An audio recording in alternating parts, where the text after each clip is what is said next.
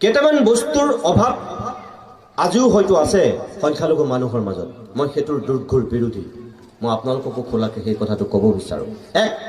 সেই বদনামৰ পৰা মুক্তি পাবৰ কাৰণে আপোনালোকে কৰিবলগীয়া যিকেইটা কৰণীয় কাম, সেই কামকেইটা যেতিয়ালৈকে নকৰিব তেতিয়ালৈকে কিন্তু সেই বদনামৰ পৰা আপোনালোক কেতিয়াও মুক্তি নাপাব। প্ৰথমটোৱেই হৈছে আপোনালোকৰ জনসংখ্যা জন্ম নিয়ন্ত্ৰণ। জন্ম নিয়ন্ত্ৰণৰ ক্ষেত্ৰত যিটো থাকিব লগা সজাগতা, সেই সজাগতাৰ অভাৱ বহুতৰ ক্ষেত্ৰত।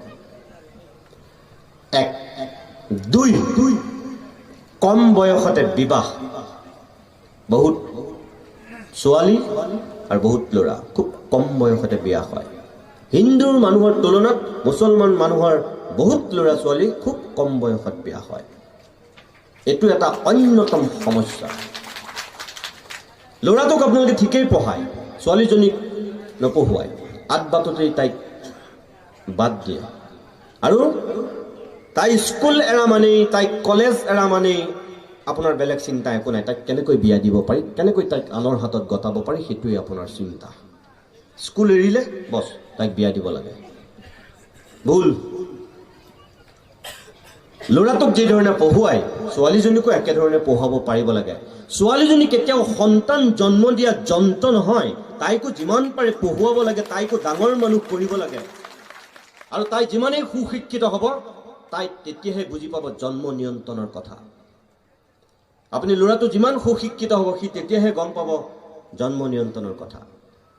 এই কম বয়সত যিটো বিয়া পতাৰ প্ৰথা, এইটো সাম কাটিবৰ হ'ল। তিনি, বহু বিবাহ। এজন পুৰুষে কেইবাগৰাকীও নাৰীক বিয়া পতাৰ এটা প্ৰক্ৰিয়া।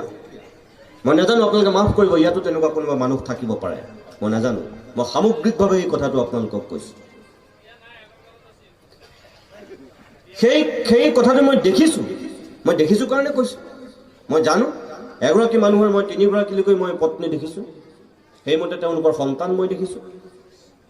এই যিটো 11খন জিলাক লৈ যিটো জনসংখ্যাৰ মহাবিস্ফোৰণৰ কথা কৈ পেলাই আমি আতংকিত কৰোঁ, আতংকিত হওঁ, অনুপ্ৰৱেশ হ'ব পাৰে, মই নাই হোৱা বুলি নাই কোৱা। কিন্তু এই জন্ম নিয়ন্ত্ৰণৰ ক্ষেত্ৰত থকা যিটো সজাগতা, ইও যে জনসংখ্যাৰ মহাবিস্ফোৰণত এক অৱদান দিছে, এইকেইটা জানো আপোনালোকে অস্বীকাৰ কৰিব? মই কোৱা কথাকেইটা আপুনি জানো অস্বীকাৰ কৰিব পাৰিব? কেতিয়াও নোৱাৰে। মই এনেই নাই কোৱা, মই বিজ্ঞানসন্মতভাৱে অধ্যয়ন কৰি আপোনালোকক এই কথাকেইটা কৈছোঁ। 4 নম্বৰ, কিছুমান অন্ধবিশ্বাস। সাংঘাতিক ধৰণৰ একাংশ সংখ্যালঘু মানুহৰ মাজত অন্ধবিশ্বাস আছে, যাৰ কাৰণে বহুতেই জৰা ফুকা কৰি পানী জাৰি পেলাই বাচ্চা জন্মৰ পোষকতা কৰে। এইবিলাক কেতিয়া দূৰ হ'ব? যেতিয়া আপোনাৰ সন্তান সুশিক্ষিত হ'ব, যেতিয়া সি সঁচা অৰ্থত শিক্ষিত হ'ব, তেতিয়া এইবিলাকৰ জৱনিকা পৰিব। আৰু এইবিলাকৰ কাৰণেই আপুনি নিজৰ সন্তানক সুশিক্ষিত কৰাটো জৰুৰী।